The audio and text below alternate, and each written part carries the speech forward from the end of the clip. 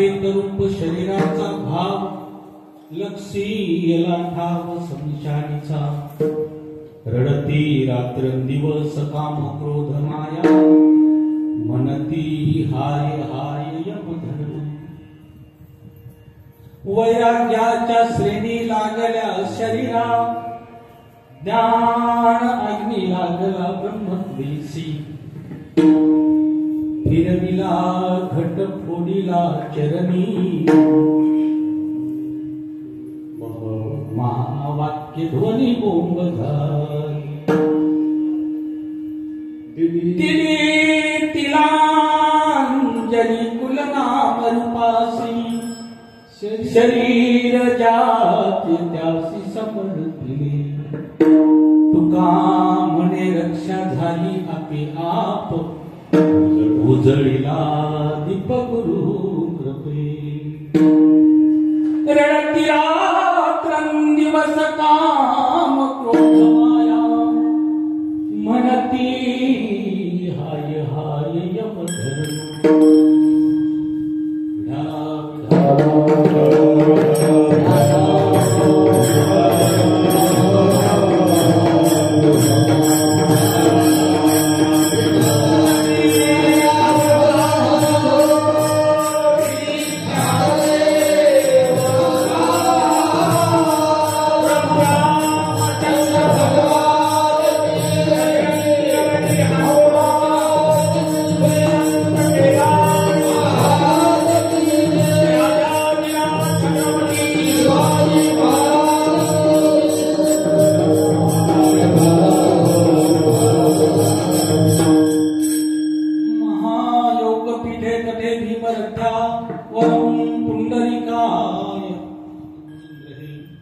समागत्य तिष्ठन्तमानन्दकन्दं परब्रह्मलिङ्गं भजे पाण्डुरङ्गाय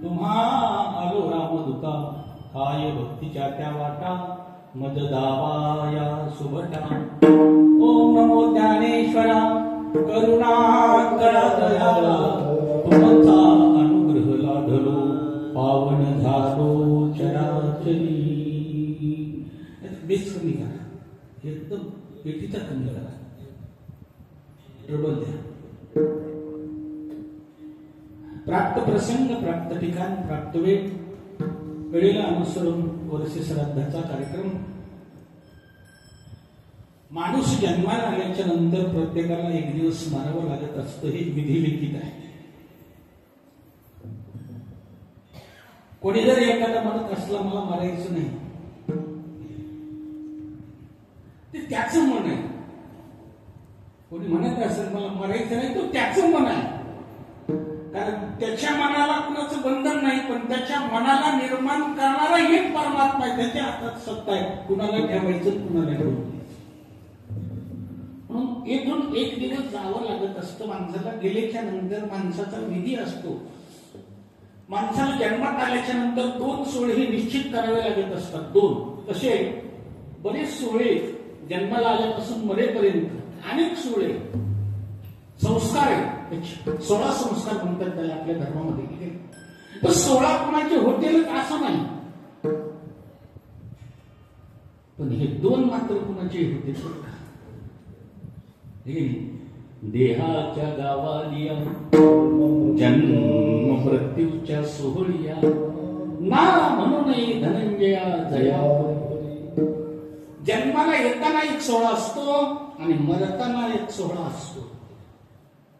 तिसरा सोहळा एक सरासरी 3 सोहळे होत असतात माणसाच्या जीवनात. तिसरा लग्नाचा, पण प्रत्येक लग्न होईलच असं म्हणून जन्माला यावं लागतं आणि जो जन्माला येतो त्याला मरावं लागतं. हा इथला नियम आहे. पिढाला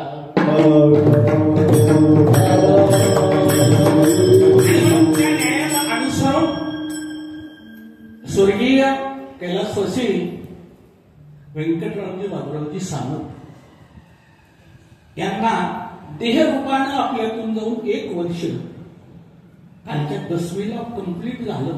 पण दसऱ्याच्या दिवशी कार्यक्रम तो आला पुण्यतिथीचा, म्हणून त्या दिवशी विधी करून घेतला आणि अन्नदानाचा कार्यक्रम आज ठेवला द्वादशीला. आणि म्हणून त्या निमित्तानं ज्ञानदान आणि अन्नदान विधी करावा लागत असतो. गरुड पुराणाचं खूप पुराण आहे की त्या दिवशी त्या माणसाला दुसऱ्या योनीमध्ये जायला परवानगी असते. वर्षभर जीव तिथंच पडलेला असतो. पहिले 3 दिवस तो घरातच असतो. पहिले 3 दिवस तो घरातच असतो. आणि मग त्या दिवशी त्याचा ते राक्षाविधीचा कार्यक्रम झाला ना, तिथून पुढे जीव मार्गस्थ होत असतो. मार्गस्थ त्याच्या मार्गाला जातो. ते आपण म्हणत असतो राग भरून आले की माणसं म्हणतात बापर उघडून कोण्या जन्माला गेले. ते सगळं खोट आहे. त्याच्यावर कसे पावलं काय उमटलेलं हे काही नसतं. हे सगळं खोटं असतं. वर्ष श्राद्धाचा नैवेद्य त्याला अर्पण केला बस, मग तिथून पुढे त्याला कोणत्या योनीत टाकायचंय ते चित्रगुप्त ठरवत असतो. देवाच्या त्या दोघांचा संवाद असतो. आणि मग पण वर्षभर त्याला परवानगी नाही. वर्ष श्राद्धाचा नैवेद्य त्याला प्राप्त झाला की मग तिथून पुढे त्याला परवानगी असते. आणि म्हणून त्या वर्ष श्राद्धाच्या निमित्तानं अन्नदान अधिक ज्ञानदान त्यांचा संपूर्ण परिवार, मामांचे बंधू, धाकटे बंधू, आमचे त्र्यंबकरावजी बाबुरावजी सानप, मामांचे चिरंजीव थोरले नाथरावजी व्यंकटराव सानप आणि मुरलीधरजी व्यंकटराव सानप लहाने चिरंजीव आणि त्यांचा संपूर्ण परिवार, नातवंड, मुली वगैरे सगळे मिळून त्यांच्या वर्षश्राद्धाच्या निमित्तानं हे ठेवलेला कार्यक्रम.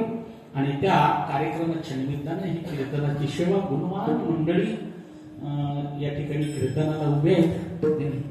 ज्यांनी दोघांनी आता चाली म्हणले त्यांचे भजन महाराज, भजन सम्राट आमचे राजेभाऊ महाराज.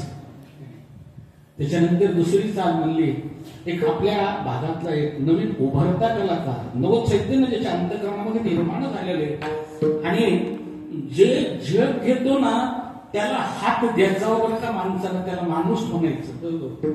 आपले पाय आपण ओढत जाऊ लागत असतील. जी भरणी घेते ना त्याच्या पंखात बळ देण्याचं काम आपण करत जाऊ. तसे आमची वृक्षराज महाराज वा गोड गोड चाल सुंदर अशी म्हणली. आणि त्याला साथ आमचे तुकारामजी इंगळे पाटील यांनी, मिरोडकर यांनी साथ दिली. मृदंगाची साथ बाप्पाजी महाराज आपल्या सगळ्यांचे परिचयाचे हरिभक्तवर आहे. आमचे मांडवेकर सुभाष महाराज माईकवर आहेत ते.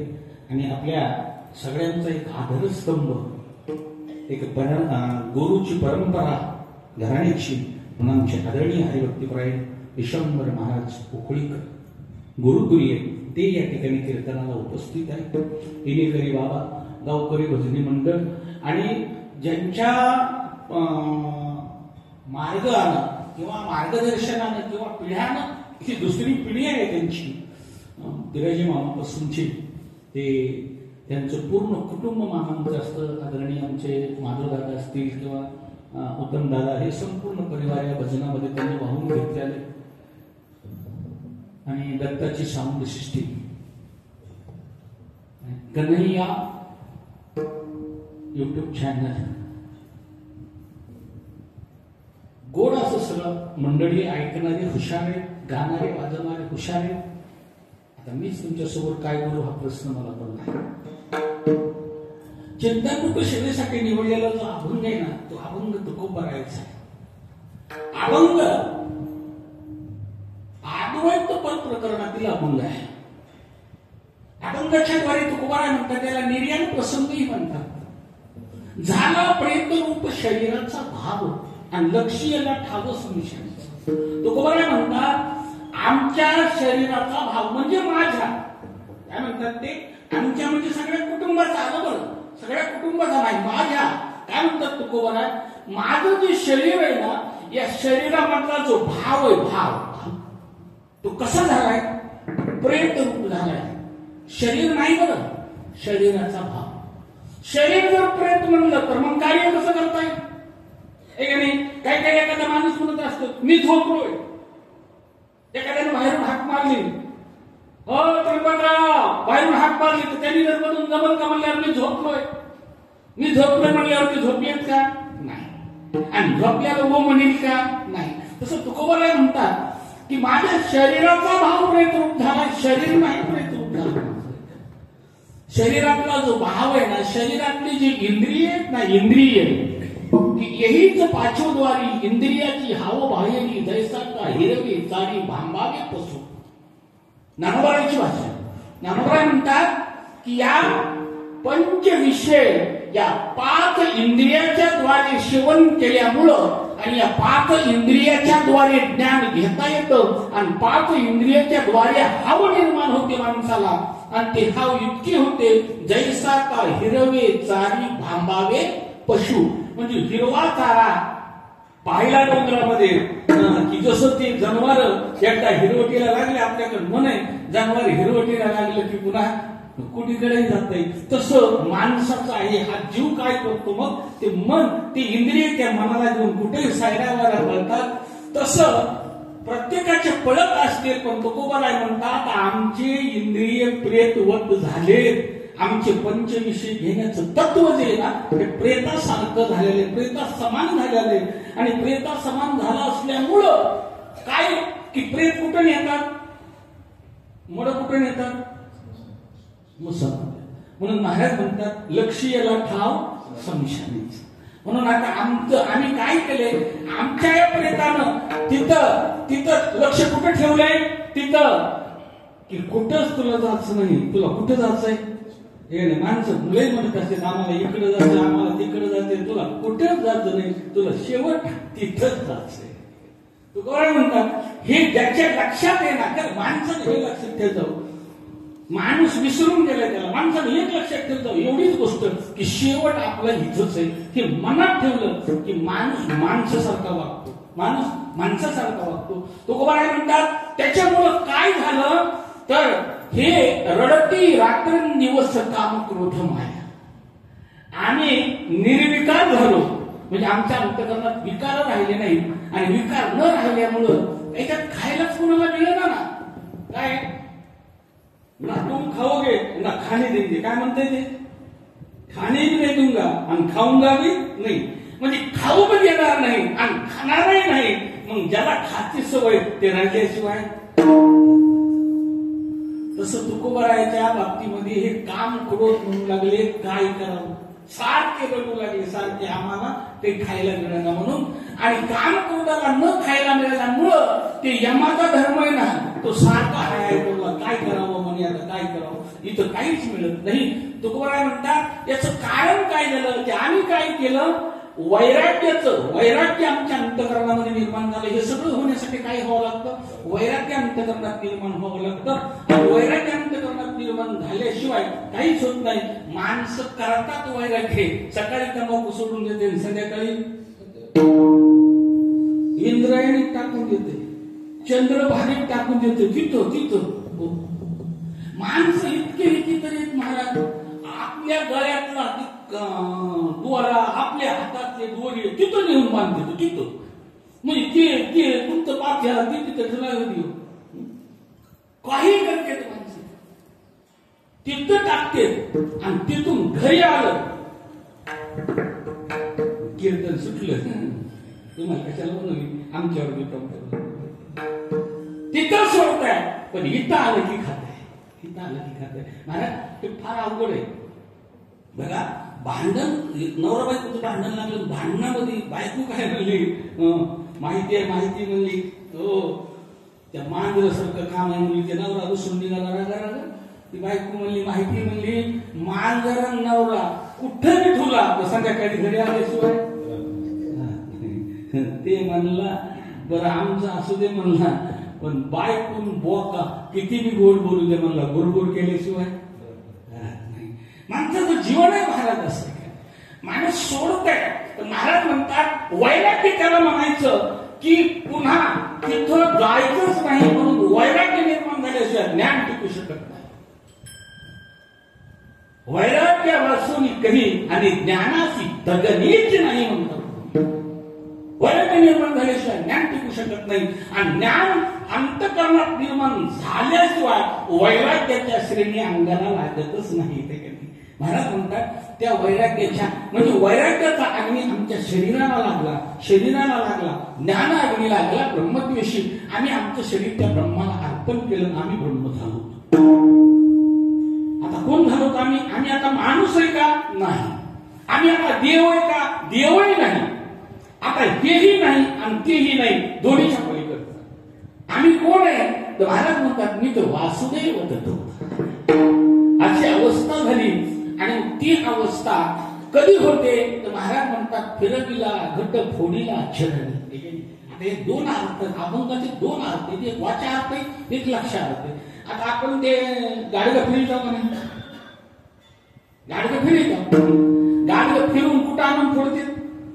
पायाच्या जवळ. महाराज म्हणतात फिरविला घट फोडीला चरणी. महावाक्य दोन्ही बोंब झाली, म्हणजे कोणा हंत पण आहे, तोंडावर हाणून घेतात, त्याला महावाक्य म्हणायचं. त्याचा अर्थ काय? तर महाराज म्हणतात की हे जो घट आहे ना, याला घट म्हटले आहे. हे जे गाडगं आहे ना, हे गाडगं आम्ही काय केलंय? आम्ही त्या भगवंताच्या चरणाच्या ठिकाणी अर्पण केलंय. आणि आमच्या या हृदयरूपी गाडग्यातून आम्ही महावाक्याचा म्हणजे अहम ब्रह्मास्मी काय केलेले? अहम ब्रह्मास्मी या महावाक्याचा आम्ही बोध आमच्या अंतःकरणाच्या ठिकाणी झाला. आणि ती बोंब केली आम्ही नामचिंतन केलं. तर नामचिंतनाची बोंब आमच्या अंतःकरणातून बाहेर निघाली. हा घट आम्ही तिथं फोडला. पुढं जाऊन महाराज म्हणतात की पुढं काय झालं? तर मग दिली तिलांजली कुल नाम रूपाशी. महाराज म्हणतात दिली तिलांजली कुल नाम रूपाशी. काय झालं? मेल्याच्या नंतर अवघड की पत्रिका छापून भिताडावर फोटो असते, पत्रिका छापून भिताडावर फोटो असते. मला सांगा, आपल्या आज्याचा फोटो आहे, आपला बाप आहे तो आज्याचा फोटो आहे, पंजाचा फोटो आपल्या घरात आहे का? आता मला सांगा की माझे साहेब तुमच्या आज्याचं नाव काय? सांगा. आजोबाचं नाव, पंजोबाचं नाव, अवघड आहे. आणि खापर पंजोबाचं विचारल्यावर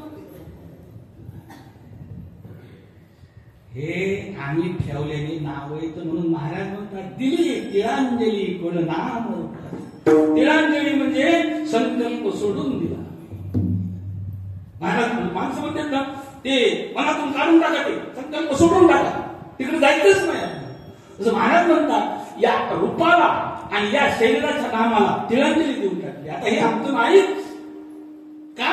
की ज्याचं होतं त्याला देऊन टाकलं म्हणजे हे आपलं नाही. हे 5 तत्वापासून निर्मित हे 5 जणांचा पोषण आणलाय म्हणून ही त्याची त्याला परत देऊन टाकला. याचा आमचा काही संबंध राहिला नाही आता. महाराज, ही तुमची अवस्था जीवनात झाली कशाने? तर महाराज म्हणतात, तुका म्हणे रक्षा झाली आपोआप झाली. का? गुरुची कृपा झाली आमच्यावर. उजळीला दीप गुरु, श्रीगुरूंची कृपा झाली. कृपा कटाक्षेने हरिले, आपल्या पदवी बैसविले, बाप रे कुमारी युवरे भक्तादी दरे वरदा. ही कृपा आमच्या अंतकरणाच्या ठिकाणी झाली आणि आम्ही आमच्या देहाचं सार्थक करून घेतलं. रडती रात्रंदिवस काम करोत माया, म्हणती हाय हाय यमधर्म. असा अभंगाचा सरळ सरळ अर्थ तुमच्या समोर मांडला विठाला.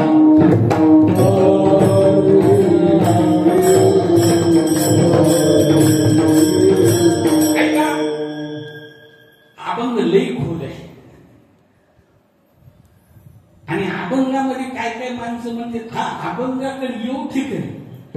काय काय माणसं अभंगात शिरू, अभंगात शिरलेले अजून बाहेरच निघाली नाही.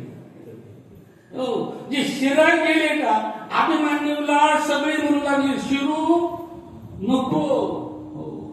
राजा धर्मानं सांगितलं, भीमानं सांगितलं, पण अभिमन्यू म्हणलं शिरणारच आहे. वीर शिरला, पुन्हा बाहेर येता आलं. अभिमन्यू सारख्याला बाहेर येता आलं नाही. आपण अभिमन्यूच्या कोण्या नकाच्या बोटाला लागत, नकाला लागू शकत. म्हणून थोडासा त्याचा भावार्थ पाहूया. अर्थ आपण लावला, आता थोडासा भावार्थ पाहूया की महाराजांनी असं का म्हणले असते आणि असं होण्यासाठी काय व्हावं लागत असतं. त्याचं पहिलं कारण आहे की हा अद्वैत प्रकरणातील अभंग आहे.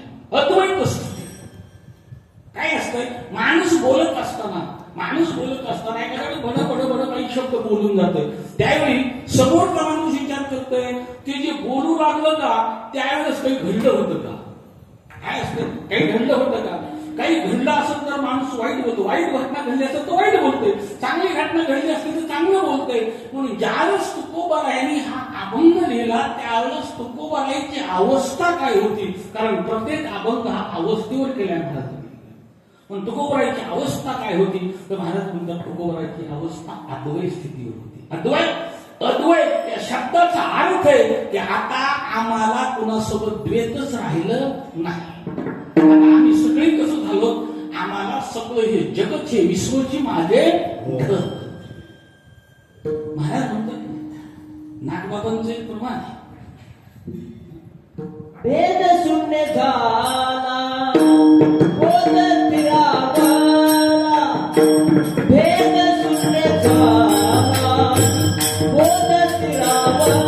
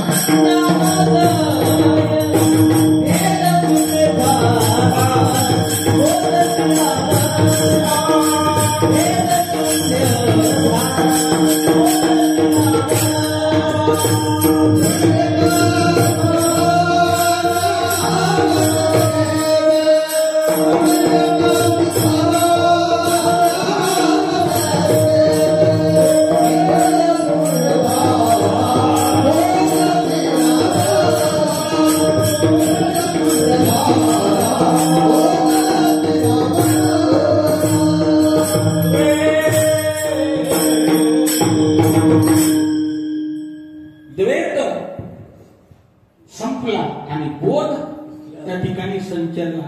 त्याला जोगव्यामध्ये एक प्रमाण आहे महाराज.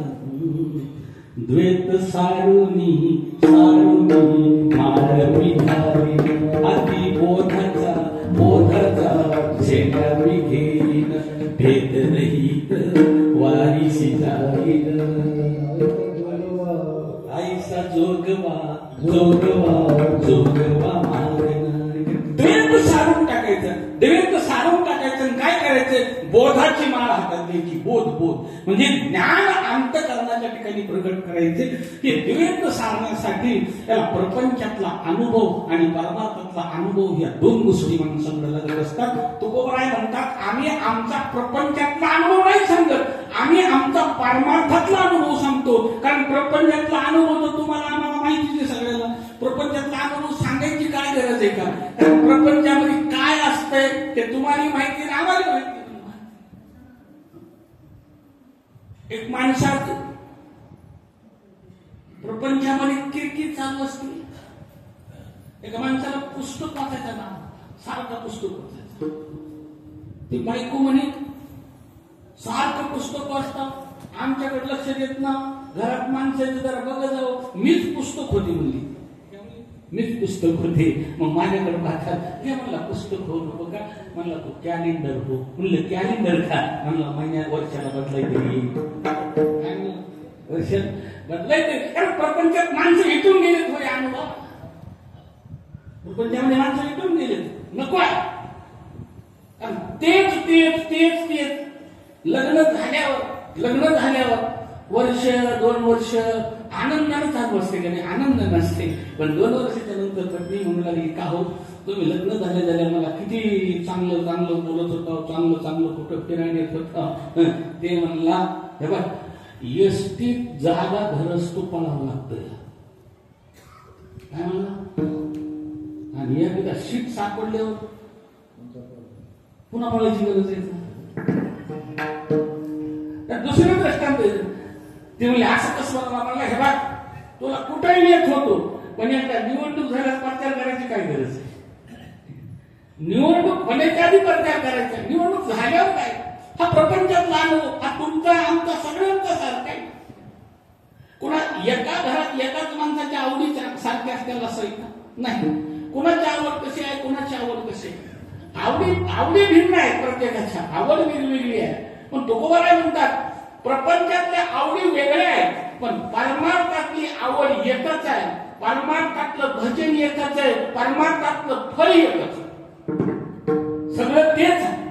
आणि म्हणून अद्वैत स्थितीवर आम्ही गेलो, आम्ही त्या स्थितीला आरूढ झालो आणि आम्ही आमच्या शरीराचं कल्याण करून घेतलं.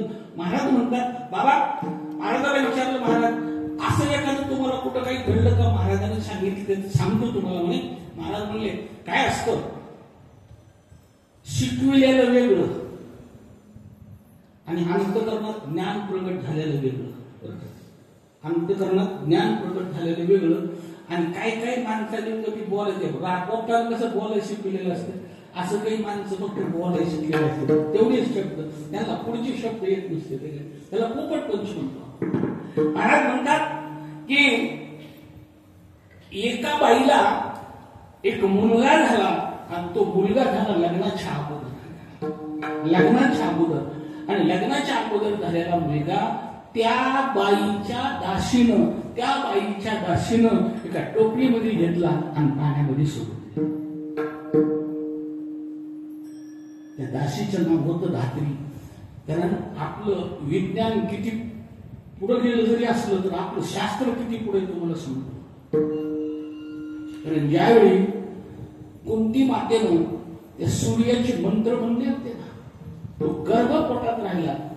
3 महिने झाल्याच्या नंतर रातराणी नावाचा येल असते ना, रातराणीचा येल माहिती ना मला, रातराणीच्या येलाला जे फुल लागते का, फुल, त्या फुलाचा वास गरोदर स्त्रीला आवडत असतो. कारण त्याचा मातकट सुगंध असतो. कुंती मातेने त्या फुलाचा सुगंध घ्यायला सुरुवात केला, त्यावेळेस त्या धात्रीनं ओळखलं. कारण डिलिव्हरी करण्यासाठी सगळ्यात नंबर 1ची डॉक्टरीन ती होती जगात, धात्री. ती कुंतीची दासी होती. आणि तिनं विचारलं कुंती मातेला, आरोग्य बोलत होती, कुंते तू या फुलाचा वास घेतेस याचा अर्थ तुझ्या पोटामध्ये गर्भ आहे. ठीक आहे, गर्भातून निघाला, तो कर्ण प्रगट झाला, पण पाण्यामध्ये सोडून गेला. मला काय सांगायचे तुम्हाला, अद्वैत स्थिती म्हणजे शरीराची आशा सोडून देणे. तुम्हाला काय सांगितलं मी, की झाला प्रेतरूप शरीराचा भाव. की शरीराचा भाव प्रेत होणं म्हणजे नेमकं काय? याच्यातले विषय त्यागांचे. त्यागणं सोपं आहे. मी सांगितलं तुम्हाला, साधी तंबाखू सुटत नाही. हे विषय वैराग्य आत्मलाभाचे भाग्य आणि येणे ब्रह्मानंद योगी जीव होती. सोपं हे. महाराज म्हणतात ते वीर विराग सारथी. कुणालाही वीर म्हटलं नाही. मिलिटरीत लढणारा वीर, सीमेवर लढणारा वीर सगळं सोडून तो तिथं बसलेला आहे. समोरून गोळी येणार आहे त्याला माहिती आहे, पण मागं सरकत नाही. तो एक आहे. आणि तुकोबारायासारखे, केदारी महाराजासारखे, मारुंद्र्यासारखे साधू ना त्यांना वीर म्हटलंय. कारण प्रपंचामध्ये अडकले नाही, विषयामध्ये अडकले नाही. ही अवस्था येण्यासाठी त्या शरीराला किती त्याग करावा लागतो. तर महाराज त्याचं दृष्टांत सांगतो आपण तुम्हाला मी, की महाभारतामध्ये कर्ण नावाचे पात्र झालेले. महाभारतामध्ये कर्ण नावाचे पात्र झाले आणि त्या कर्णानं काय केलं महाराज, जंगलामधून जात असताना त्याच्या आईनं घरी सांगितलं होतं, बाळा, आता तो सूतपुत्र होता, एका कोळ्याला सापडला होता. त्याच्या आईनं सांगितलं होतं, बाळा आता तुझं लग्न करावं लागतं. पण त्यानं सांगितलं, आई मला जे आवडत तिच्याशी लग्न करेन. काय म्हणलं होतं तू? मला जे आवडत तिच्यासोबत लग्न करेन. तो जंगलातून जात होता आणि जात असताना त्याला तहान लागली. करणारा तहान लागली. सगळीकडे झाडं वगैरे होते, पाणी कुठं असेल विचार करत होता. एवढ्यामध्ये एक स्त्री, तरुण आहे, मातीचा घडा, पाण्याने भरलेलं गाडगं मातीचं ते, पहिल्या काळात घागरीच्याच होत्या. ती घागर कडेवर घेतलेली आहे आणि ती पाणी घेऊन जाते. ओळख नाही त्या दोघांची. कर्णानं हाक मारला पाठीमागून, अहो पाणी कुठे आहे? काय म्हणतो कर्ण? पाणी कुठे आहे? पाणी कुठे आहे असं विचारल्याबरोबर तिनं पाणी नाही दाखवलं. तिने काय केलं, ते घरात पाण्याचा दिला. पाण्याचा घडा दिल्याबरोबर कर्णाच्या हातून तो घडा खाली पडला आणि तो घडा फुटला. फुटल्याच्या नंतर कर्णाने काय केलं, त्याचं एक खापर उचललं, आपल्या हातात घेतलं आणि तिला न बोलता घरी निघून गेलं. त्या गाडग्याचं खापर घेतलं हातामध्ये आणि घरी गेलं. ते खापर घरामध्ये एका पेटीत ठेवून दिलं कर्णाला आणि आईला सांगितलं, आई मला एक मुलगी भेटली आहे, मला लग्न तिच्यासोबत करायचे. तिचं नाव होतं वृषणी. तिचं नाव काय होतं? कर्णाच्या पत्नीचं नाव वृषणी. मला लग्न तिच्यासोबत करायचं. करीन का लग्न? तिच्यासोबत करीन. मुलाचा हक्क आई बापानी, कोळी होते दोघे, आई बापानी जाऊन त्या मुलीच्या आई वडिलाला मागणी घातली वगैरे. तर कर्ण राजा नावा कामगार होता आणि कर्णासोबत त्या दोघांचं लग्न लावलं महाराज. आणि ज्यावेळेस लग्न लावलं त्यावेळेस कर्णानं कर्णाच्या बायकोला ते पेटीत ठेवलेलं खापर होतं ना, खापर, ते खापर बक्षीस दिलं. काय दिलं? खापर. आपल्या पत्नीला खापर बक्षीस दिलं. तिने काय केलं, त्या खापरावर नाव टाकलं सौ.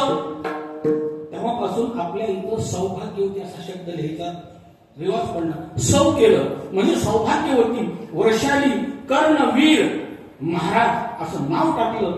ते खापर एका कपड्यामध्ये बांधलं आणि खापर आपल्या कमरेला तिथं बांधायचं. कुठं बांधायचं खापर? ते कमरेला खापर बांधायचं. नेहमी ते खापर तिथं जवळ ठेवलं. आणि रणांगणामध्ये ज्यावेळी महाराज कर्ण युद्धाला गेले, दोघांचं युद्ध चालू आहे, युद्ध चालू आहे. अंगावरचे सगळे आभूषण काढून दिलेत कर्ण महाराजांनी. कवच कुंडल काढून दिलेत आपल्या अंगावरचे. कर्णाला माहित होतं कवच कुंडल काढून दिले तर मी मरणार आहे. पण देवगई भाई महाराज, विटेवरचा जो परमात्मा आहे ना, हे इतका हुशार आणि इतका चतुर आहे. म्हणून तर महाराज म्हणले, चतुरातो शिरोमणी गुण लावण्याची खरी. असा हा परमात्मा. त्या परमात्म्यानं काय केलं महाराज, कर्णाला धारातीर्थी पाडले. आता कर्णाचे फक्त 3.5 मिनिटं शिल्लक आहे. त्यावेळी कर्णाच्या जवळ गेले, एका साधूचं रूप घेतलं आणि कर्णाला सांगितलं, मला सोनं पाहिजे. काय मागितलं? मला सोनं पाहिजे.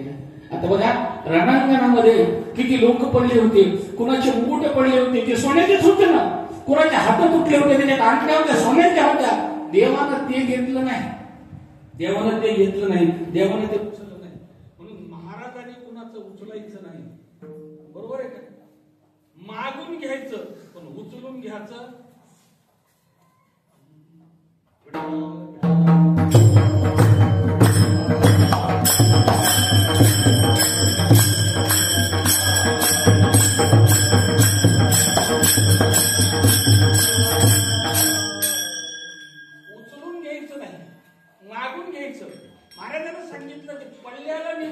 नाही करणार, मी तुला मागण्यासाठी आलोय. महाराज कर्णाच्या जवळ काही शिल्लक राहिलं नव्हतं, तर कर्णाची दात सोडण्याची. आता इथे पहा विज्ञान, इथे विज्ञान आहे. मला सांगा कर्णाला दात सोन्याचे होते का नाही? पुरावा तर महाभारतात आहे, कर्णाला दात सोन्याचे होते. मग आता मला सांगा जन्मता दात सोन्याचे असतात का? त्याही काळात दात बसवणारा डॉक्टर होताच म्हणाला. आजचं विज्ञान कुठे घेऊन जातं? त्याही काळात दात बसवणारा डॉक्टर होताच. एक तो डॉक्टर होता असं मान्य करावं लागेल, नसेल तर जन्मताच त्याला दात सोन्याचे होते हे तरी मान्य करावं लागेल. पुराणनी मान्य करावं लागेल, शास्त्रही मान्य करावं लागेल. काहीच सापडत नाही. सारं त्याला सांगितलं माझे दात पाड, दात पाड, दात पाड. 2 दात पाडले महाराज आणि सोन्याचे दोन्ही दात बघून त्याला देऊन टाकले. कर्णानं प्राण सोडून दिला. कर्णाच्या आईला निरोप गेला, अगोदर बापाला निरोप गेला. कर्णाचा बाप रडत रडत आई धुण्यासाठी नदीवर गेलेली होती आणि तिथे गेला. आणि आता जर सांगावं, इतकं प्रेम केलं होतं महाराज, इतकं प्रेम केलं होतं. तिच्या प्रेमापुढं सगळ्या फिके पडल्या होत्या, सगळ्या. देवकी फिकी, यशोदा फिकी, कौशल्य फिकी तिच्या प्रेमापुढं. इतकं प्रेम केलं होतं कर्णावर. म्हणून कर्णाच्या बापाला असं वाटत होतं जर सांगावं तरी मरते. तर शेवटी सांगावंच लागलं. कर्ण गेला ग, कर्ण गेला ग असं म्हणल्याबरोबर जागेवर शरीर सोडून दिलं, जागेवर शरीर सोडून दिलं. आणि कर्णाच्या पत्नीला सांगितलं, कर्णाच्या पत्नीला सांगितलं. कर्णाची पत्नी धावतच गेली महाराज. भगवान परमात्म्यानं कर्णाला मांडीवर घेतलंय. काय केलंय? कर्णाला मांडीवर घेतलंय. जगाचा मालक कर्णाला मांडीवर घेऊन रडतोय, कर्णाला मांडीवर घेऊन रडतोय. आणि कर्णाच्या पत्नीनं भगवंताला सांगितलं, देवा माझ्या जवळ एक वस्तू आहे आणि ती माझ्या मालकानं दिली आहे आणि त्या वस्तूवर नाव आहे सौभाग्यवती. काय नाव आहे? सौभाग्यवती. माझे मालक आता गेले, माझे मालक आता गेले आणि मी जर मागे राहिले हे नाव सौभाग्यवती नाव मोडून टाकावं लागेल. सौभाग्यवती माझं नाव न मोडण्यासाठी मला माझ्या मालकासोबत जाण्याची परवानगी द्या. आणि कर्णाचं प्रेत मांडीवर घेतलं आणि कर्णाची पत्नी सती निघून गेली. आपल्या देहाची आशा ठेवली नाही, देह समर्पित करून टाकला आपला. पती म्हणजे परमेश्वर आहे. काय? पती म्हणजे परमेश्वर आहे. आणि म्हणून हिंदू स्त्रियांनी कमीत कमी आपल्या देशातल्या मायांनी तरी मालकाच्या उभं दिवसातून एकदा तरी पाया पडाव का नाही? उगं एकदा तरी राहिलं 3दा. कारण या देशातली एक स्त्री मालकाच्या 3दा पाया पडत होती दिवसातून. किती वेळेस? 3 वेळेस. तिच्या पाया जगाचा मालक पडला, तिच्या पाया जगाचा मालक पडला. म्हणून आपल्याने उगं 3दा राहिलं, उगं एकदा तरी पडत. आणि जी महाराजाच्या पाया पडती आणि मालकाच्या पाया पडत नाही त्या गावाला आग लागल्याशिवाय महाराज जळून मरून जाईल पाहिजे तुझ्या बापानं. मालकाच्या पाया पड, कारण त्याच्यापेक्षा मोठा देव तुला जगात कुठंच नाही. तुझ्या कपाळाला मोक्ष जर पाहिजे असेल ना तर फक्त तुझा पतीच आहे. तुका म्हणे पतिव्रता तिची काही करा, कितीही महादेव पाण्यात तुला नाही कुणालाही तुम्ही किती त्या फुलाच्या शेजा करून देव पाण्यात त्या फुलात झोपविले तरी देव तुम्हाला प्रसन्न होणार नाही, होणार नाही. जर तुमचा घरातला देव सुखी नसेल, कारण प्रमाण त्याला साधू संतांनी सांगितलंय की आपल्या देशाची सगळ्यात मोठी संपत्ती जर काय असेल, महाराजांचं प्रमाण आहे ना. महाराज म्हणतात काय प्रमाण आहे ते? ज्या घरी नदी गंगा अत्र भार वनस्पती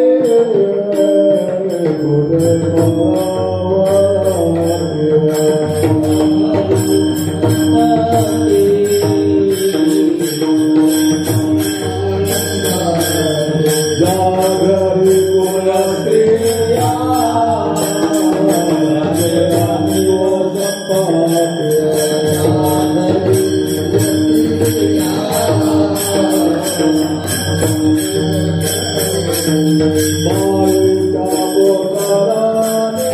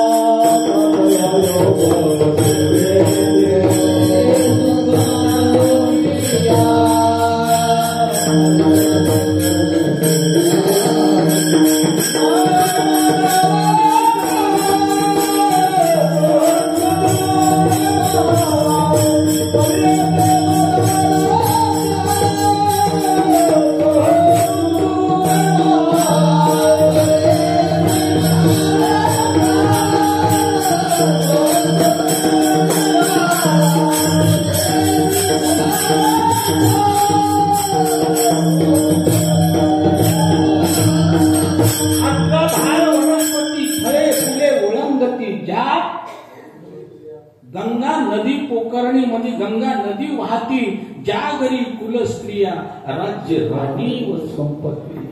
त्या देशाची सगळ्यात मोठी संपत्ती जर काय असेल ना तर भारतीय नारी. हिंदूंची स्त्री त्या देशाची संपत्ती. महाराज संपत्ती म्हणून तुम्ही कसं वागावं तर तुम्ही तुमचा, कारण हे सगळं जगच तुमच्या ताब्यात आहे महाराज, देश तुमच्या ताब्यात आहे. तुम्ही म्हणाल तसा देश होणार. हो, तुम्ही म्हणाल तसा देश होणार. तुम्ही जर नाही म्हणाल तर माणसं बिघडणार. मग तुम्हाला सांगितलं मी ते आवडीविषयी. एका माणसानं साडी आणली, साडी.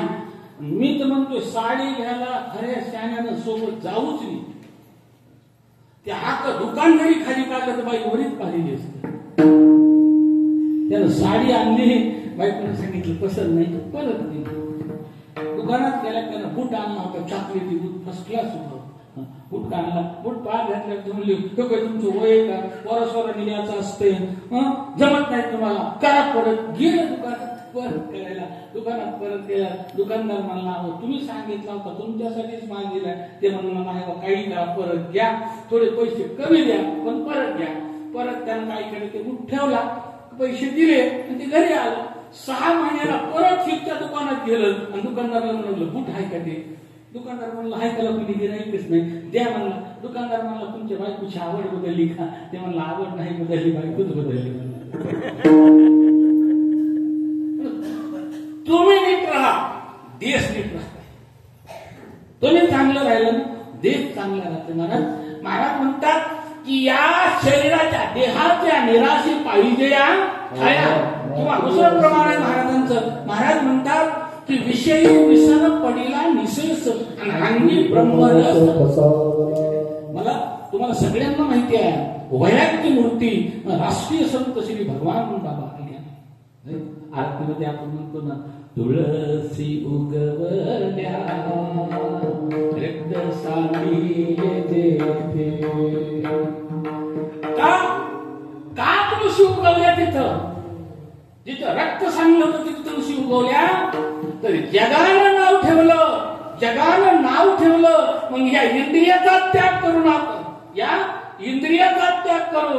कारण इंद्रियाचा त्याग केला तर पंचविषयाचा भोग भोगायची गरजच नाही आणि लोक बोलायची सवयच नाही. म्हणून इंद्रियाचा त्याग केला महाराज, त्याग केला. म्हणून महाराज म्हणतात की अद्वैत स्थिती निर्माण होण्यासाठी विषयाचा त्याग, विषयाचा त्याग. आणि विषयाचे ठेचिले तोंड, विषयाचे ठेचिले तोंड.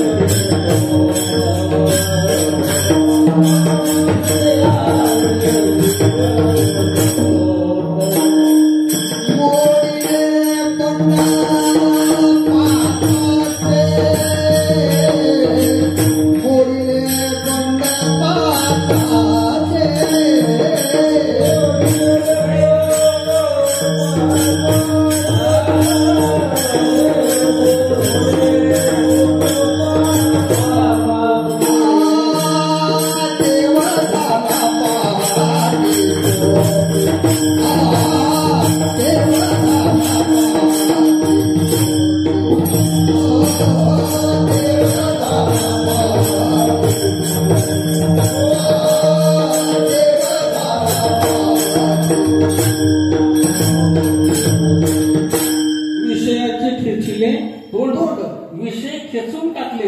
कसं खेचून टाकलं, कारण विषय माणसाला रागीट बनवते. काय करते, रागीट, तमगुणी, रागीट स्वभाव. ज्याचा स्वभाव रागीट आहे, सगळ्यात स्वभाव रागीट कोणाचा आहे सांगू तुम्हाला, दाबनावाने जरी असलं, काय जनावर दाखनावणे जरी असलं तर त्याच्या शब्दाला हात लावू देत त्या असं सगळ्यात रागीट कोण आहे? जनावर आहे. आणि म्हणून त्याला कुठं हाणते? रागाच्या तोंडावर हाणलं की बस राग खालाच होता.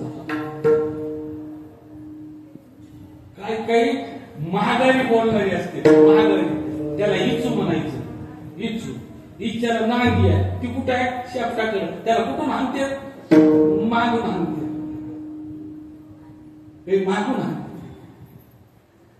म्हणून महाराज म्हणतात या विषयाचं तोंड आम्ही ठेचलं, विषयाचं तोंड ठेचलं. तो काय माणसाला ही एक लालच असते. मी जवळून अनुभवलंय, व्यंकटराव मामांचं मी जवळून अनुभवलंय. माझे वडील ते आणि ते एकदम अति मैत्री, त्यांचा अति दोस्ताना. आम्ही लहान असल्यापासून थाट शेवटपर्यंत गेला, थाट शेवटपर्यंत गेला. कपड्याला कधी गुढी पडू दिली नाही, कधी डाग पडू दिला नाही. काय काय माणसाचं जीवन आहे, मस्ती जीवन झालं, मस्ती. काठी कोट असा थाट निघायचा, थाट. आणि माणसाला ऊर्जा येईल असं बोलायचं, ऊर्जा. माझ्या जीवनात काय अनुभव आहे? सप्ताह करताना मला थोड्या अडचण आल्या आणि म्हणलं नाही आपल्याला आता सप्ताह सोडून द्यायचं ना. काठी घेऊन घरी आली. म्हणजे कोणा काय म्हणत असतो सप्ताह अजिबात नाही, म्हणजे आम्ही मागवू चल होय पुढे रो पुढं. कारण जिथं आणि जिथं जाईल तिथं ओळख. मग दिवशी आम्ही बाप्पाच्या माझ्या आमची चर्चा झाली, ज्या गावात जाईल का त्या गावात ओळख, ज्या गावात जाईल त्या गावात ओळख. कारण याला माणसं जोडणी म्हणायचं. जीवनामध्ये काय केलं त्यांनी? जीवनामध्ये माणसं जोडत राहिली, माणसं. आणि एक आपल्या वजनाचं, एक वजनाचं वलय या सामक परिवाराच्या ठिकाणी सोडून गेले. आणि जीवनातून एकदा बाप गेला ना, मुरलीधरराव, बाप गेला ना, मग बापाची जागा माणसाला कळत असते. बाप गेला तोपर्यंत नाही कळत बापाची जागा. अरे ज्या बापानं आपल्यासाठी काय काय केलंय, बाप करी जोडीले गोराचे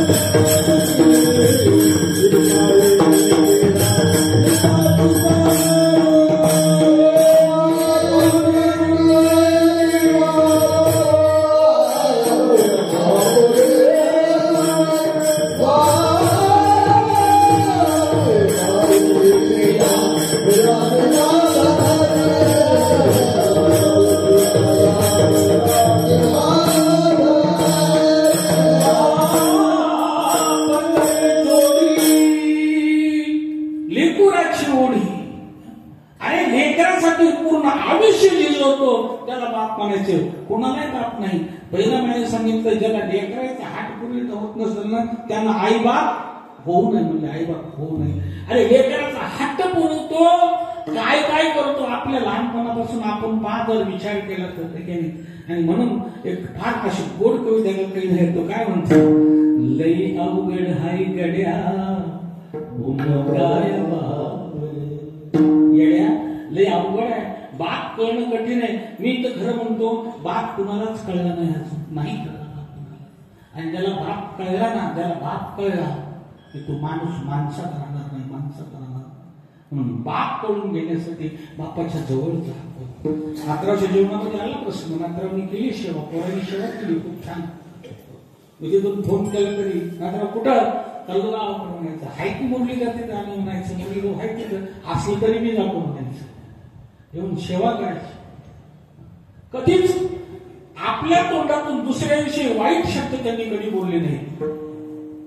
आणि इतका आनंद सोबत घेतला ना, कुणाला शिवी कुणाला वाईट त्यांच्या मुखातून शब्द कधीच निघाला नाही. आता शुगर नंतर झाली होती ना, चालायचं, गाडीवर बसा म्हणलं तर बसायचं नाही, पायी चलत राहायचं, सारखं चालायचं. मला म्हणले महाराज आता खायचंच नाही काही, साखर खायची नाही, फक्त काय करायची ते पिठलं आणि भाकरी, त्यांचा ही खुराकच होता करून सगळ्यात म्हणजे विषयाचा त्याग, जीवनामध्ये विषयाचा त्याग केला आणि विषयाचा त्याग करून आता शेवटी कर्म असते. काही काही माणसं म्हणते महाराज असं कसं झालं तसं झालं का, प्रत्येकाला कर्माचा भोग हा भोगावंच लागत असते आणि कर्माचा भोग भोगल्याशिवाय त्याला मुक्ती नाही मिळत, नाही तर परत ते भोगावया यावे. आता सपकाळ महाराज बोंदरगावचे गेल्या वर्षी सुद्धा कोड जेवणाच्या वेळेस त्यांना ऑपरेशन करून 3 महिने झालं होतं, स्प्रिंग टाकलं होतं. तर इथं त्यांना कळलं मामाईंकडे गेलेत म्हणून त्यांच्या कोड जेवणाला आले आणि याही वर्ष श्राद्धाला आले. काय माणसानं माणसाच्या अंतःकरणामध्ये आवड एक म्हणे ना, अरे जमिनीवर घर तर कोणीही बांधल, जमिनीवर घर तर कोणीही बांधल, पण दुसऱ्याच्या मनामध्ये ज्याला घर करता येते का त्याला माणूस म्हणतात. दुसऱ्याच्या मनात ज्याला घर करता येते त्याला माणूस म्हणतात. महाराज की माणसानं तत्पर राहावं, एखादं काम सांगितलं तरी काम करण्याची शक्ती जरी अंतःकरणात मनात बसली, आपल्या अंगात बसली ना, तर ते काम कसं करून घ्यावं ते कळावं. काही काही माणसं त्याच्यात वाया गेली. महाराज एका माणसानं नोकरी धरली, एका माणसाकडे नोकरी धरली आणि काय नोकरी होती, त्या मालकाला डालत त्या टोपल्यात बसवायचं, डोक्यावर घेऊन फिरवायचं, त्याला चालायचा त्रास होता त्या माणसाला. आता त्याला लांब तालुक्याला जायचं होतं, जिल्ह्याच्या गावाला. मग त्याने विचार केला 2 दिवस लागतील, एसटीनं जातो, मला घरी ठेवलं त्या नोकराला. आता नोकराला घरी ठेवल्यावर काय झालं, म्हैस सुटली त्यांची, म्हैस सुटली आणि ती गेली बाहेर. त्या मालकीने सांगितलं अहो म्हैस सुटली आणि तेवढी घेऊन या. ते म्हणला मी आणत नाही, म्हणला मी आणत नाही. का आपलं काम आहे म्हणला फक्त मालकाला डोक्यावर व्हायचं पाहिजे, दुसरं कामच नाही म्हणलं आपलं, आपण करीतच नाही. त्यानं खूप विनंती केली पण त्यानं ऐकलं नाही. संध्याकाळी मालक घरी आले. मालक घरी आल्यावर त्यानं विचारलं म्हैस कुठे, ती म्हणली म्हैस दुपारी गेली सुटून, तुम्ही ठेवलेल्या गड्याला सांगितलं होतं, त्यानं सांगितलं की मी फक्त मालकाला डोक्यावर घेऊन वाचत काम आहे, मी दुसरं काम करीत नाही. ते म्हणलं ठीक आहे असू दे. त्यांनी काय केलं, संध्याकाळी जेवण केलं. आता रात्र झाली होती, जेवण केलं, मस्त पान खाल्लं, गड्याला बोलवलं, त्याला सांगितलं ते टोपलं घे आणि मला बसवलं दे. ते म्हणला का, ह्या टाइमला कुठे जायचंय, ते म्हणला म्हैस हुडकायला. आता रात्रीचं म्हैस हुडकायला, दिवसा हुडकिली असती तर त्रास झाला असता. आपल्या हातानं आपण त्रास करून घेतो. याच्यासाठी माणसाला ज्ञान असणं आवश्यक आहे. म्हणून जीवनामध्ये 3 गोष्टीची गरज आहे. माणसाला ज्ञान असावं, माणसाला संस्कार असावे आणि अंतःकरणात भाव ठेवून संतांची संगती असावी. त्याच्या जीवनात 4 गोष्टी आहेत महाराज. त्याला आडव्या स्थितीवर किंवा देहाच्या नेण्याचे पाहिजे, त्या स्थितीवर आरूढ होता येते आणि त्याचा संसार सफळ होत असतो. म्हणून महाराज म्हणतात बाबा आम्ही आमच्या जीवनामध्ये हे काम पूर्णत्वाला नेलं आणि आम्ही आमच्या जीवनात सगळ्या विषयाचा त्याग केला आणि त्या गोष्टीवर आरूढ झालो. कोण्या अभंगाच्या पहिल्या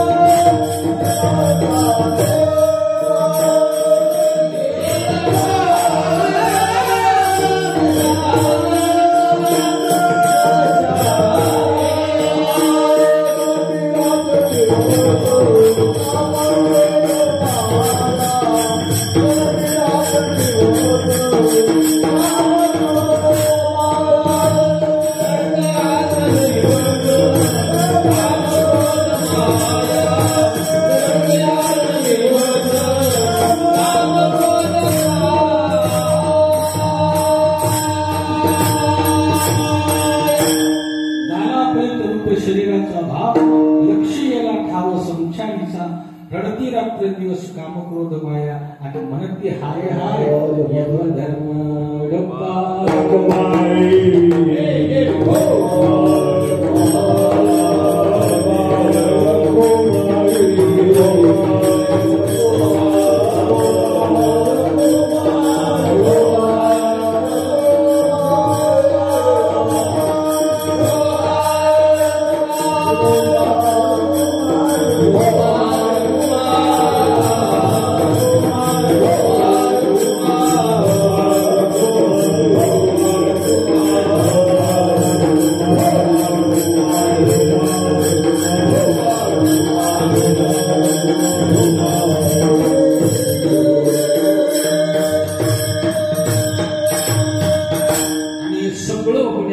सगळ्यात महत्वाचं आहे अंतःकरणातला भाव.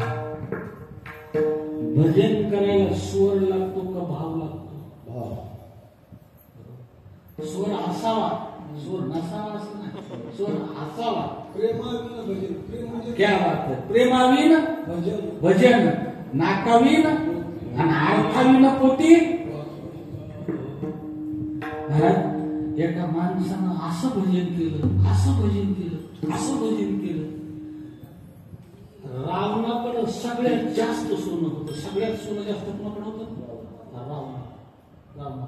रावणाच्या चौकटी सोन्याच्या, रावणाचे ओटी सोन्याचे, रावणाच्या खिडक्या सोन्याच्या, रावणाच्या भीती सोन्याच्या, पण रावणाचा मसनवटा सोन्याचा नव्हता.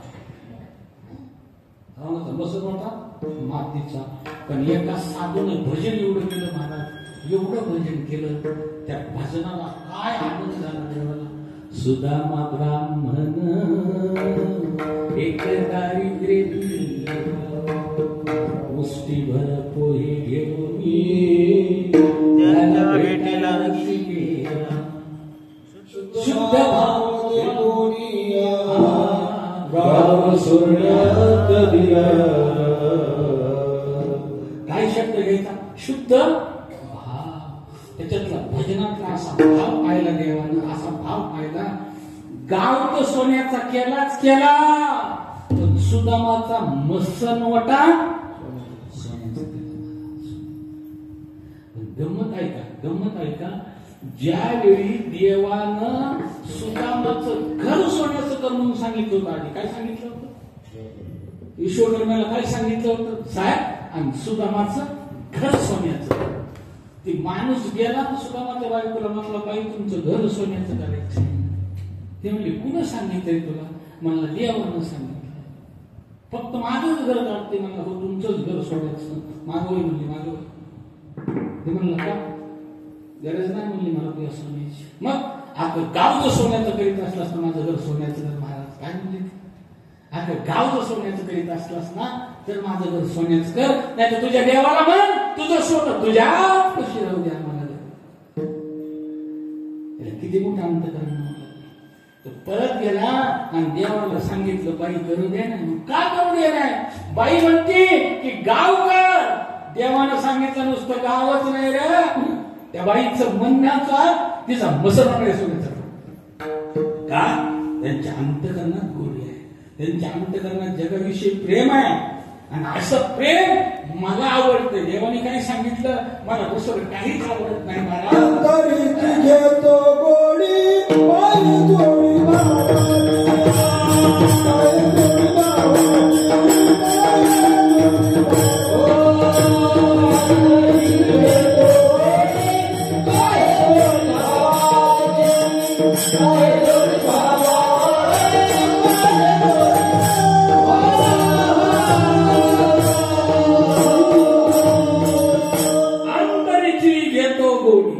कुठेली गोडी? अंतरीची. तुम्ही मला कुठं घेतली का? बघा गोडी घेतली का नाही ती. बोर कुठं टोकरले होते हो का? कितीही शेंट लावू द्या, किती हॉटेलला लाली लावू द्या, किती सुगंधित पानं खाऊ द्या, सकाळी उठलं की त्याच्या ठोपाडाचा वास आल्याशिवाय बरोबर आहे. मग शेंबरीनं कधी जोड घेतलं? शेंबरीने नुसते दाते लावले होते का? दातानं चव कळत नाही. चव दातानं कळली असं तर जिभेची गरजच नव्हती. जिबीचा शेंडा लाईत होती शबरी. काय लाईत होती त्याला बोलायला?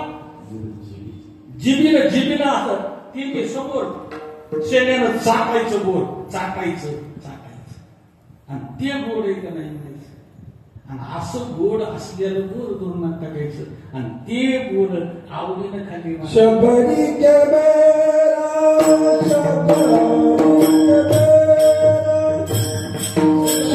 के बेरा सुमंगली की चावल शबरी के बेरा सुमंगली की चावल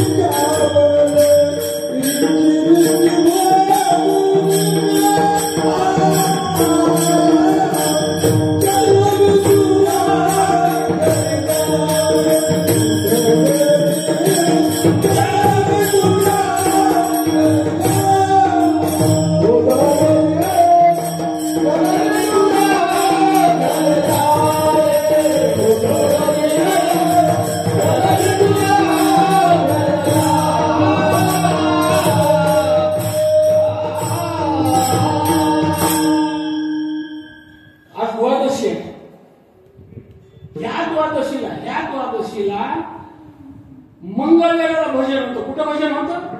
मंगळवेळेला भजन होतं. कुणाच्या घरी? चोखोबारायच्या घरी भजन होतं. चोखोबारायच्या भजन महाराज इतकं रंगात आलं रात्रीचा 1 वाजला आणि चोखोबारायची पत्नी चोखोबारायला म्हणती, अहो इकडे या ना. कुणाला मिळाली मालकाला काय? अहो फक्त गोडी ठेवा आणि याचा मोडजा बसू दे म्हणून काय का नाही. हो अहो जी काय गोड शब्द होते महाराज. अहो इकडे आहे ना. आले चोखोबारा सांगा काय आहे? अहो इतकं भजन करायले पण सकाळी द्वादशी सोडायला आपल्या घरी चिमूटभर मी धान्य नाही. चिमूटभर काय करावं? चोखोबारा म्हणले काही नाही. मी एका घरी गेलो होतो आणि तिथून तांदूळ दिलेत मला. काय दिले? तांदूळ दिले. ते तांदूळ 200 तांदूळ आहेत. तांदूळ शिजव. सकाळी दहीवाला येते. दही घेऊ आणि त्याची आमटी करू. सकाळी दहीवाला उदार आमटी घेतली. दही घेतलं त्याची आमटी केली. दही भात आणि आमटी जेवण झाले आणि ते जेवायला पांडुरंग परमात्मा भेटून यायचे. कोणाच्या घरी? मला सांगा आज सुद्धा जेवायला संकोच वाटतंय. आपल्या लहानपणी तर किती अस्पृश्यता होती. हात शिवून घेत नव्हते माणूस. शिवून त्या काळात परमात्मा जगाचा बाप रखुमाईला घेऊन चोखोबाराच्या घरी जेवायला गेले. जेवण केलं आणि जेवण करून परत निघाले. रुक्मिणी आईसाहेब देवाला म्हणू लागल्या, एवढी गरिबी त्याची मग त्याला काहीतरी द्या. काय म्हणू लागले? त्याला काहीतरी द्या की. देव म्हणले घेत नाही म्हणल्यावर रुक्मिणी आईसाहेबांनी सांगितलं, कसं घेत नाही? मी देते. देऊ का मी? दे म्हणले. मला काय करायचं?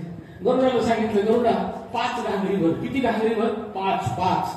गरुडानं 5 घागरी भरल्या. एक हिऱ्याची, एक रत्नाची, एक माणिकाची, एक सोन्याची आणि एक चांदीची. 5 घागरी भरल्या. आणि ज्या लिंबाखाली चोखोबारा भजन करत होते, चंद्रभागेचं स्नान करायचं आणि त्या लिंबाखाली जाऊन भजन करायचं. त्या लिंबाखाली नेऊन पाचीला घागरी ठेवल्या गरुडानं आणि गरुड वरून फिरू लागला. कोणी उचलून दुसरं नेऊन गरुड राखू लागला. चोखोबाराने स्नान केलं महाराज. त्या लिंबाखाली भजनाला जातोय. समोरून सोयराबाई आल्या. सोयराबाईने सांगितलं, मला आज लिंबाखाली जाऊ नका. ते म्हणले का? लिंबाखाली घाण आहे. काय म्हणली बाई? मालक लिंबाखाली घाण आहे, आज लिंबाकडे जायचं नाही. दुसऱ्या झाडाखाली जाऊन भजन केलं. त्या लिंबाचे पानं वाळून गेले. 4 दिवस झालं. गरुडाला हात मारले रखुमाईने. गरुडा काय झालंय? गरुडाने सांगितलं, लिंब वाळून गेलाय. पण चोखोबाराने त्याच्याकडे पाहिलं सुद्धा नाही. महाराज ही ताकद ज्या साधूची आहे, जीवनामध्ये काय कमी पडेल त्या माणसांना. म्हणून महाराज म्हणतात, जीवनात ही अवस्था प्राप्त होण्यासाठी काय करावं लागते? तर फक्त विषयाचा त्याग. तसं काहीच करायचं नाही. विषयाची जोजली का हे टाकून द्यायचे. माणूस त्याच्यातून निर्मुक्त होतो आणि एकदा का त्याच्यातून मुक्त झाला की मग मात्र मोक्ष सुख प्राप्त होतं. ऑटोमॅटिक त्या मार्गाला आम्ही जातो आणि ते व्यंकटराव दादा मामांच्या जीवनामध्ये प्राप्त झालं. त्यांनी त्यांचं जीवन मस्तीमध्ये जगलं. पूर्ण कुटुंबाला मार्गदर्शन, कुटुंब चांगलं घडवलं, मुलं मुली हे सगळ्यांचं चांगलं केलं, सगळ्यावर प्रेम करत करत करत या जगाचा निरोप घेतला महाराज. भगवान परमात्मा निश्चित त्यांना चांगल्या ठिकाणी त्यांच्या या आत्म्याला दुसऱ्या कुडीमध्ये टाकेल किंवा आपल्या पायाच्या जवळ जागा निश्चित त्यांना दिल्याशिवाय राहणार नाही. कारण बरेच काम त्यांनी असे मंदिराचे सुद्धा केले. त्यांच्या जीवनामध्ये फक्त एक काम शिल्लक राहिलं होतं. त्यांची जी सल त्यांच्या मनाला टोचत होती पण ते हातात राहिलं नव्हतं. कारण भगवान बाबाचं मंदिर त्यांना तुमच्या जेडेवाडी रोडच्या ठिकाणी 3 प्लॉट घेतलेले होते. त्या प्लॉटामध्ये करायचं होतं. त्याच्यात आमचे बाबा लटपटे माऊली आणि व्यंकटराव ते 3 जण सभासद होते. पण चोरांनी ते पैसे आणले. पण चोरांनी म्हणजे आपलेच माणसं, त्यांना चोरच म्हणायचे की संघाच्याच माणसाने ते पैसे आणले. पण ते प्रत्येक जण ज्यांनी आणले ते येडे होऊन गेले. येडे आतापर्यंत होती ते नाव नाही सांगत मी, आतापर्यंत होती येडे झाले ते. आणि मग ते म्हणजे तिथं होत नाही. 18 लाख रुपये त्या काळात होते. किती होते? 18 लाख. त्यांनी डायरीवर लिहून ठेवल्यानं मला दाखवलं होतं सगळं. आपण गोळा घ्या म्हणून जाऊ द्या, सोडून द्या तो विषय आता. आणि मग त्यावेळेस हे मंदिर भगवान बाबाचं झालं. बरळीतलं आपल्या शिवाजीनगरचं तिथे मस्तक टेकवलं, सांगितलं माझी इच्छा पूर्ण झाली. तिथं नाही झालं, इथं झालं. आनंदानं आता मला काही वाटणार नाही. म्हणजे देव कार्यासाठी, धर्म कार्यासाठी सुद्धा आपलं शरीर त्यांनी झिजवलं, संसारासाठी शरीर झिजवलं, समाजासाठी शरीर झिजवलं आणि या जगाचा निरोप घेतला आणि निज धामाला निघून गेले. त्यांच्या पाठीमागे त्यांचं कुटुंब, या कुटुंबाला सुद्धा भगवंतानं तशीच प्रेरणा द्यावी. नाथराव आपल्या सोबत समाजकार्यामध्ये, आमच्या सप्ताहामध्ये, सगळ्यामध्ये नाथराव सोबत असतात. मुरलीधररावही त्यांचं कार्य करतात. त्रिंबक दादाचं सुद्धा ते त्यांचंही काम आहे. तेही सप्ताहाला सगळे समाजकार्याला पळवलेले असतात. ते सगळ्या परिवाराला आणि केदारी महाराजांची, गुरूंची, त्यांची सगळ्यांची श्रद्धा आणि म्हणून या कुटुंबाची भरभराटी अशीच हो, अशी भगवंताच्या चरणी प्रार्थना करूया. आणि आता आपली वेळ झाली, आपण इथंच थांबूया.